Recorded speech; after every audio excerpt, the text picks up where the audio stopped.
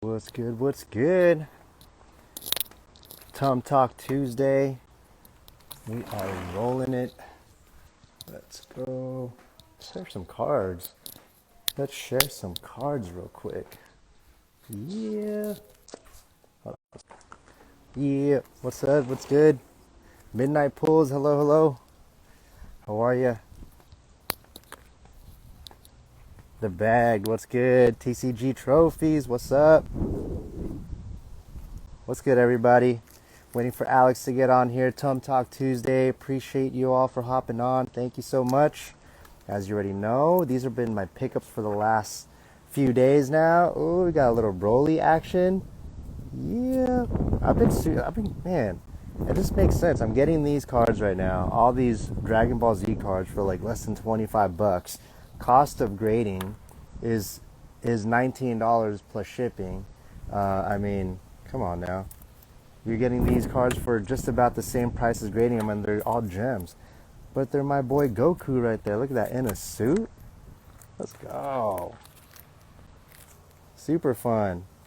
Yeah, me and my kids have been all over the Dragon Ball Z series, and it's super fun to collect things that you enjoy. The kids are bummed that these aren't for them, that they're for me, but you know, it's part of the game. So yeah. Sports Cards LA. Who's ready for Wild Barrel this weekend? Should be a good time. I love Wild Barrel. It's actually my son's birthday this Saturday, so we have just a small little thing set up for him, but then we'll be at the show later on in the evening. Meet up with you guys there. Hopefully we could trade some cards. If you guys have Dragon Ball Z cards, make sure you bring it so that way I can buy it off you. Alex just hopped on. CNC in the building. Elite Sports Cards, what's good? Hello. Luigi, hello. CNC in the house.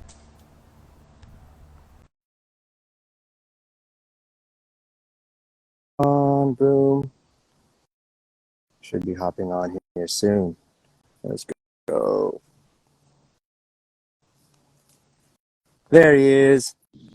What's up, dude? Man, I want one of those hats. No, you can't get one of these, bro. What? It's gonna cost you. It's gonna cost you a pretty penny. Damn, all right, I'll Yeah. buy one off you. I'll pay full pop, dude. Full Full pop? pop. Yeah, full Oh pop. I'll pay it. shit. I'll pay it.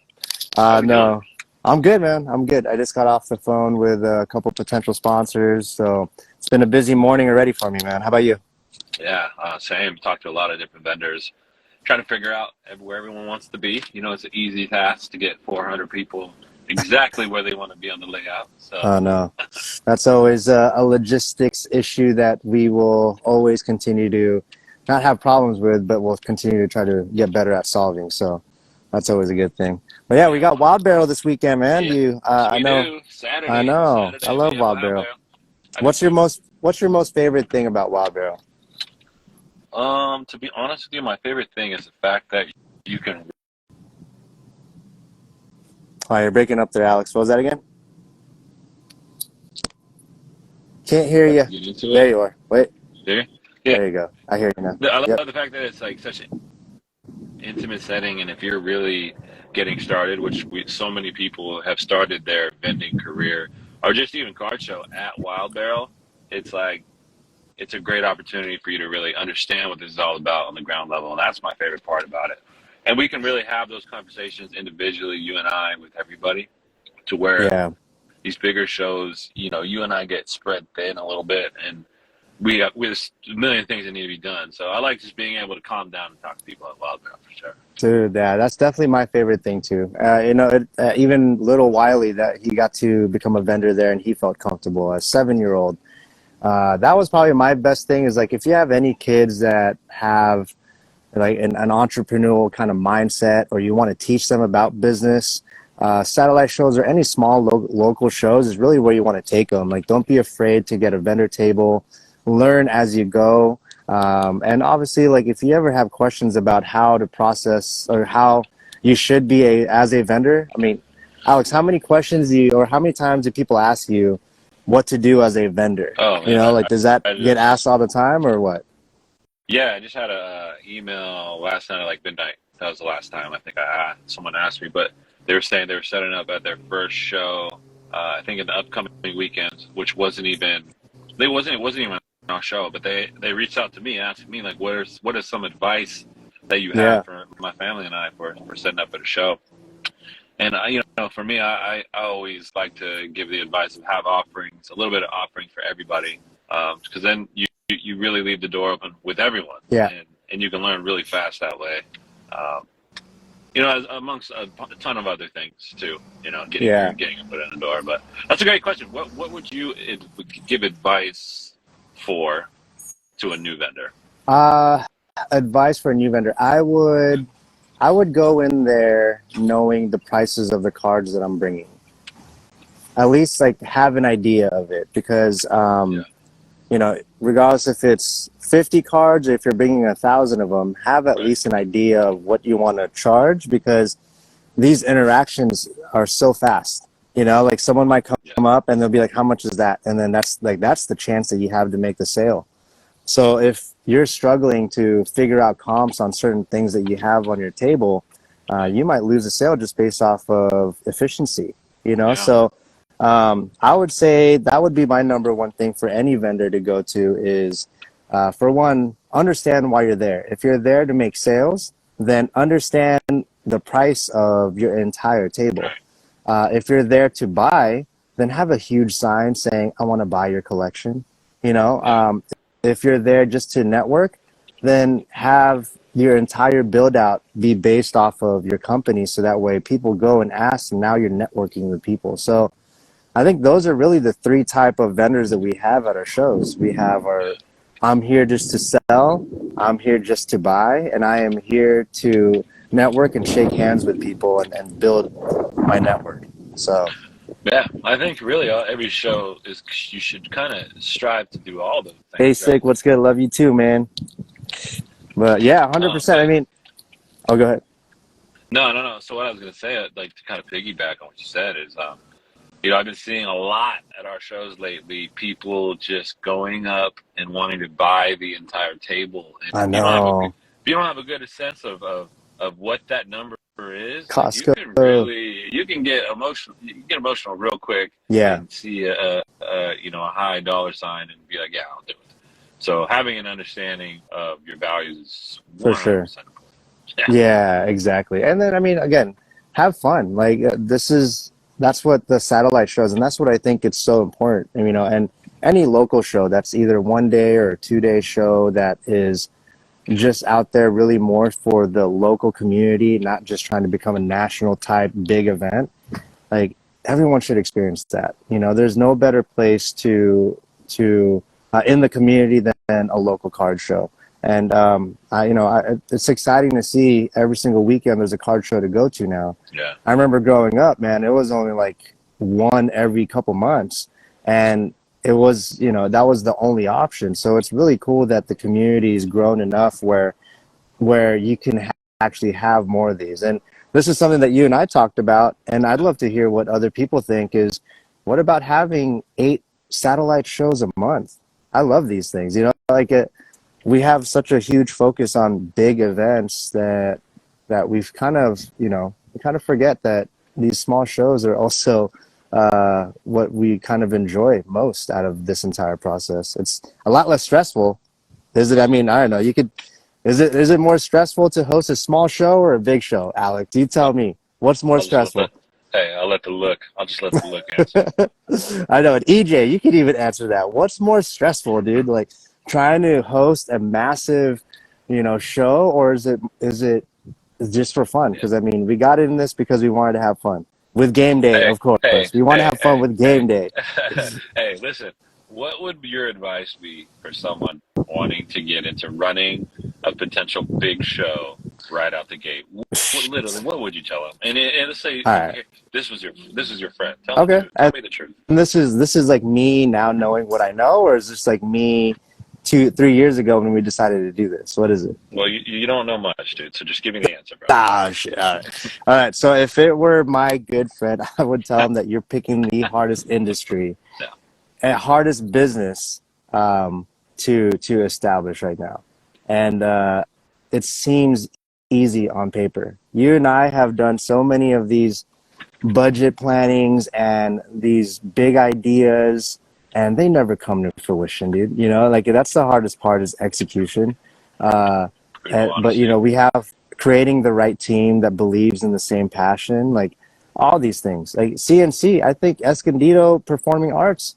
If we bring that back, I think we slay. It's going to be such an easy transition. People are going to be excited to go to that show. I had a vendor Um, yesterday yeah, ask me like that when are that you guys very going to go back? that very question. Are you guys? Is So there any crazy, yeah, possibility you go back to asking? Yesterday, you yeah. know, and it's funny because people ask in a very nonchalant way, like yeah. Let me call Wiley. I'm gonna just let's do the Escondidos. Wiley, set it up. I know. Like it's that easy, right? It's like Couple Saturdays from now, dude. there Let's you run it, dude. go. Let's do it. And honestly, shoot, we like, and just to kind of even put that in context, you and I were so naive, bro. Like, Yeah. oh yeah, let's just host a show in Planet Hollywood in 45 days. Now knowing if I was that friend, I'd be telling that friend like, you are nuts, dude. You are insane to think that you can pull this off. But we did. I don't know how, but we did. And you know what? It's because of the support the community's been able to give us. They've been able to hold us Yeah. up long enough to where we are. Now it's more so just like, all right, well, let's have fun with this. I think the local shows Yeah. are the ones that I truly enjoy every single month.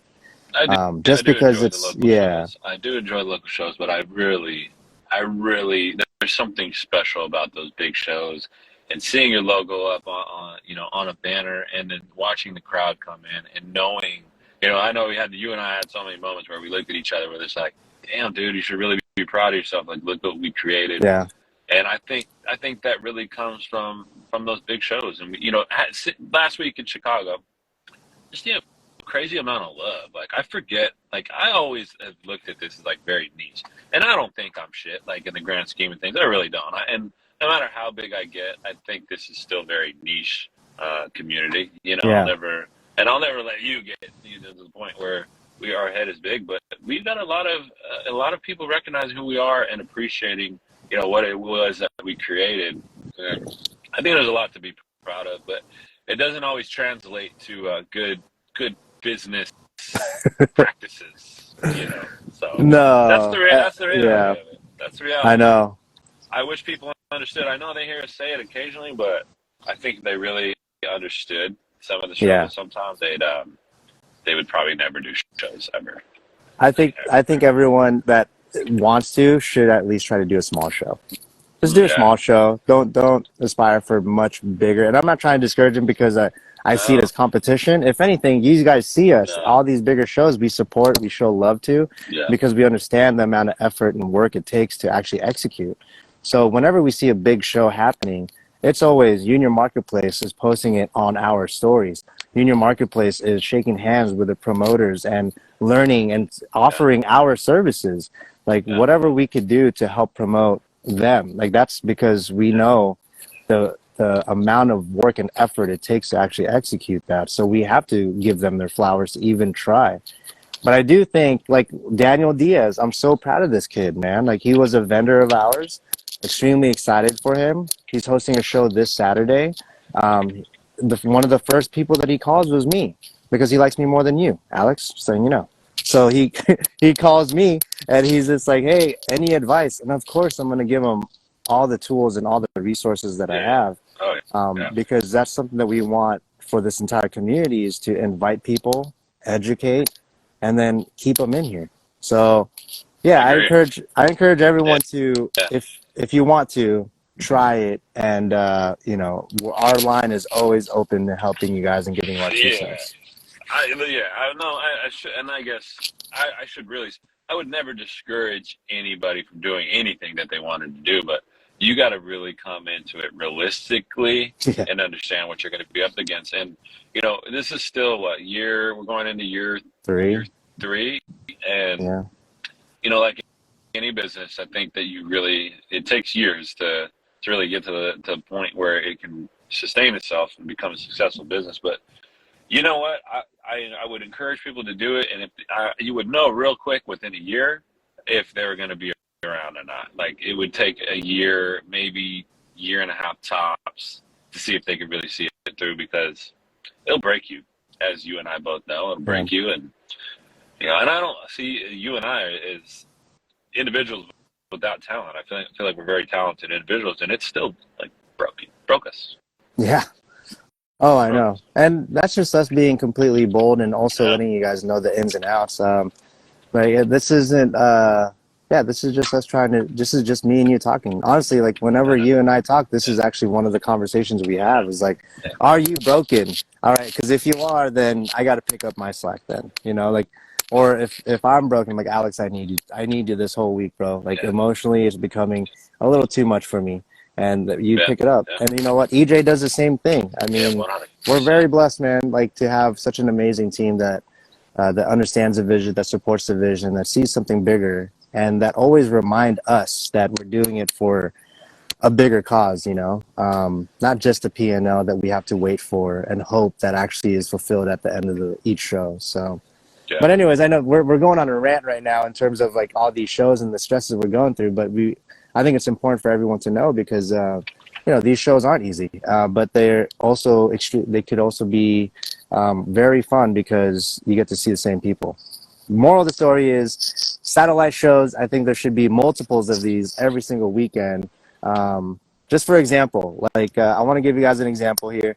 Like there's multiple shows happening this same weekend. I believe there's ours. There's Daniel Diaz. There's I'm not sure if San Diego Collectibles is having one as well too. Obviously, there's always Kobe Swap Meet, but focus on the pocket that you have. For us right now, Manny, many miles with Manny, for the last 2.5, 3 weeks now, has just been painting the entire town over here in Escondido, San Marcos, and Vista, right? Which is all within a yeah, 5-mile radius of Wild Barrel. He's right. put out over 3,500 flyers just by himself, Yep, in these last 2 weeks. This guy's an animal, right? And that's what it takes to grow this hobby, is to invite people that have no clue and then provide a fun and like a fun atmosphere that they can enjoy with their family. yeah, yeah. So yeah, that's what It's these half satellite the shows are battle. about. That's why they're Half the important. battle, getting them there and letting them know about it, marketing it right, and then the other half is making sure you provide the experience to where they want to come back. Yeah. They understand the culture of the hobby, and those are all things that I think when we started, we didn't really think about. We didn't think about the responsibility that we had Yeah. at Escondido, having all those people. We just wanted a place for people to come together and be able to do what we both loved. So, I just wanted to see cards. right. No, I mean, Yeah. bro, remember me? Remember how active I was with cards Oh yeah. at Yeah. Escondido? I mean, Yeah. it was crazy. Yeah. We wouldn't I know. even run the show because we'd be behind the tables making deals. Yeah, it was so fun.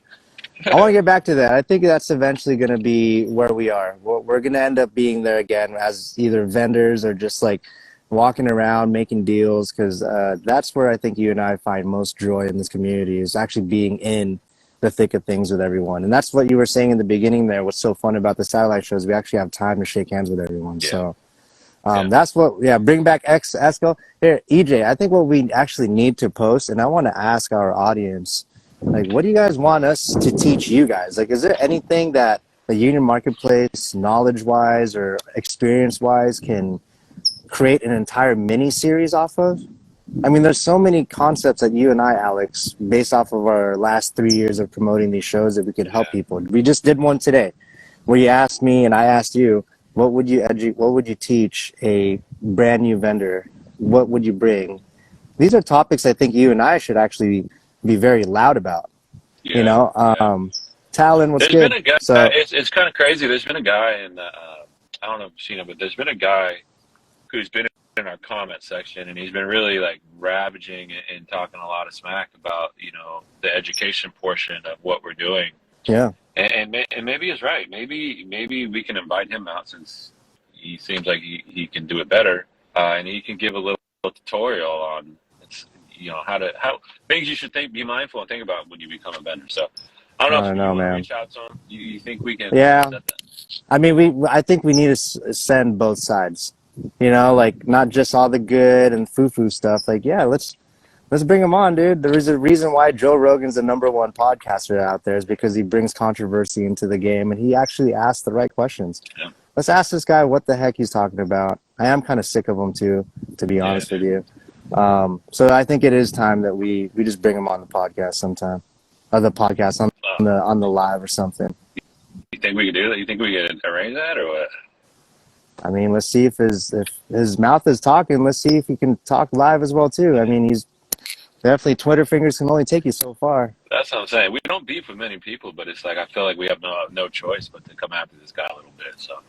All right. Well, I guess stay tuned. We'll reach out and then. So before we leave, I know we'll get him out there. We only have one minute. Sorry, can you hear me? Am I good? Oh, you're breaking up there. Was that? Yeah, I can hear you. Yeah. So I was thinking back to a deal that I made at Escondido that I really regret. And my question for you, Jordan Poole, baby. No, it wasn't Jordan Poole. No, it wasn't Jordan Poole. I'll tell you after. But my question for you is, what is one deal that you look back on that you extremely regret? Oh man, one deal that I extremely regret. Honestly, I make bad deals all the time. I swear to you, I make such bad deals because I'm like collector at heart. And I already know I got smoked on a deal. Which one? But I'm still happy. Tell us about it. Honestly, like 9 out of 10 of my deals, dude, I get smoked. I swear to you. Oh. I'm so bad. Alex, I swear. I wish I was kidding. I wish I had better skill. And I didn't. I bought outside of emotion, but that's how I buy, dude. Like, I like this card. I don't care what it is. I'll give up, some of my cards to you to get this. Like, it's just, I don't know. I'm really bad. So if I had to pick one, dude, there's so many. Like, dude, even that National was bad. That Mike Trout that I posted, that was a horrible deal. I was like, I got this Mike Trout. It was 400, 360. I never checked comps, dude. I just liked the card. It was an on-card Trout auto. Yeah. And I look at the comps after, I'm like, dude, I mean, this thing was a $200 card, and I got smoked on it for 360, right? And you made somebody's day, dude. You made somebody's day. Hey, it made my day because I'm stoked that I have a Trout auto at least in my PC now. So again, cool. I'm having bad. Well, Cool made me spend an extra $140, but whatever, or $160. No, so mine was a Jalen Hurts, and I'm kind of like you. I'm kind of like, there was a point at our Escondido shows where I didn't really need to look at comps. I started to become like so familiar with cards and being on eBay, all the time, that I would know kind of what the general idea was, and if it was like a silver or base, I would already know. Yeah. And so I made a deal with, I think it was Anthony from No City Design. I bought Jalen Hurts contenders out of 99. I think it was blue out of 99. Oh, I think I remember this, yeah. And it was the first day that I told myself, okay, Alex, start just taking profits on things. Like, if you can have an opportunity and make a little bit, like, do it. Yeah. First day I implement this concept. I never had that concept before. But I was thinking, okay, let's try this. And that day, of course, I buy it, and then 10 minutes later, someone comes around and buys it, and they offered me I think it was like $75 more than what I got it. Yeah. But that was a card that I potentially wanted to hold, and I think it was back in 2021. Yeah. And so I sold it, took my profit, and I think that card's 10x since then. No, I think, yeah. Maybe probably a decent amount though. Yeah, a lot. Yeah, I know, but that's the whole speculation part about the cards. I mean, that's why I just love collecting, man. And I mean, if I could, I would definitely get into the whole flip game. I just, it's just so time consuming. And then, I have no emotion towards these cards. I don't mind getting smoked, I guess, if I'm getting a card that I like. So, yeah. I'm horrible. I'm horrible. Was a time with the pools, like I wouldn't sell any of my pools. I'd keep them, and I really had every intention on collecting Jordan Poole because I just really like the kid. I like to watch him. He's fun to watch. A lot of potential. And you saw what happened to the values of those cards. They just plummeted, as they should have. And he's with the Wizards now. And he's with the championship bound Wizards. So that's good. Oh, yeah. It's going to be rough. I know. Goats only. Well, at least my goats. You know, LT, of course, LaDainian Tomlinson. I'm actually gonna start PCing Keenan Allen, just because dude is just so smooth, and he's been a Charger his whole Right. career. I hope he retires as Me a too. Charger. Yeah, I mean, I those are my feel like his values are super, super low dude. too. Dude, I saw like a what's it called rookie super fractor of his, and it's going for like less than $1,000. I'm like, what? Yeah, hell yeah, bring me on that, dude. Give me So something let me fun. ask. Let me ask you. We're gonna keep this one going a little bit longer. All right. What do you think? Why do you think a player like that doesn't get any love? I know he's not a quarterback, but he's a wide receiver, and he's It's pretty. I mean, he's Hall of Fame career for sure. it's unfortunate to say, but they're Charger, just not he's a Charger. relevant. No, they're Yeah. just not relevant anymore. I mean, what's it called? LT, right? Like his cards aren't worth anything. Well, how about basketball wise? Like, look at all the Hall of Famers that have no value. Tim Duncan, like very little value in his cards, but this guy is Mr. Fundamentals. You know what I'm saying? Like Dirk Patrick Ewing. Nowitzki. How about Yeah. Patrick Ewing? No one even considers Patrick Ewing as, but dude was so dominant for the longest time. Right. Shaquille O'Neal, even though he is relevant, he's still cheaper than Cade Cunningham in certain aspects, and it's just because of relevancy is what kind of draws the value of these things. And honestly, that's the reason why I've been getting into these Dragon Ball Z cards, because they're so timeless. I mean, Goku's been the same age for the last 30 something years now, and if anything, he just gets in God mode, and even more than that, he just continues to become a bigger legend. Yeah. So I think relevancy is the reason why. We could go down an insane list right now of amazing Hall Oh, of Famers. greats, All right, greats, all time greats. so all right, here's a fun one for you, right? Steve Francis. Do you used to love watching him? Mm, mm, Okay, mm. White Chocolate, right? How about that, right? Like these guys. Used to love watching these guys. Yeah. Stephon Marbury, bro. Marbury. It was like this: Marbury, Francis. Stoudemire, You had Stoudemire. You had Tim Hardaway Jr. Obviously. You had Baron Davis. Baron Davis. These guys Yeah, were all just, and that's Allen Iverson. I put them all kind of in that point guard, yeah. small guard, just cross you up category. And for me, that's what I loved to watch when I was a kid. So fun. But So so check that out. So those were super awesome people that we were watching. Now that's like I guess Cole Anthony is fun to watch. How about obviously John Morant? Like 20 years, 30 years down the line, John Morant, what's his impact now in NBA? right, I guess yeah, time will tell, time will tell. but I don't know. It's just, I guess that's the biggest thing is just relevancy. Well, I So think one of two things could happen. Like it could move in the trend, like some of these have, like these goats that we're talking about, are greats to us, or they could carry on the value maybe Edson, what's up? into the long term, just because of how they're moving now. You know what I'm saying? Like maybe it changes card values forever because we've never seen this much hype into player. It's like Yeah, Zion. It's like I don't know what people's thoughts are on Zion, but his cards are still up there, dude. I Like know. they've gone down. They've gone down, but they're still They're up there. still up there. I know. And there's no reason why Zion cards are more than Charles Barkley cards. Yeah. So I don't know. Demontis Sabonis. Like you know what I'm saying? Like Yeah, why is it not? I don't know. That I don't know. this is where you got to get It's savvy. So you got to be extremely I know. savvy if you're going to get into the flip game. And unfortunately, you and I are not. So. I know. Well, I'm too emotional. I'll tell you though, if I did want to get in the actual flip game, I think I'd actually do really well. Sasha posted a video and he said something that I would have probably implemented was just like, oh, Alex is gone. But Sasha said something that he said that made a lot of sense, which was take profits, even if it's like a 5 to 8% profit, take it. Like, don't look to hit a home run every single time. And if you continue to do that, I mean, you're making a pretty decent living if you could just go hand over fist every single day. So just some ranting for you guys. We go over our time. I'm sorry that we hit almost half an hour. CNC, when are you going to join in this TUM Talk Tuesday? You know, you're just as big of a part of this team as Alex and I. And just a quick shout out, man. Like CNC, EJ, you and your team, you guys have been through this ever since day one for us. It's this guy is behind the camera. When you see him, show him some love because we wouldn't be here without him. Alex is trying to join back in, then we'll cast out here. Hold on a second here. There he is. All right. Sending off, Betty. Let's go. I'll see you over there. Hell with the time limit. I Hell know. with the time limit. I didn't hear what you said. Sasha, what now?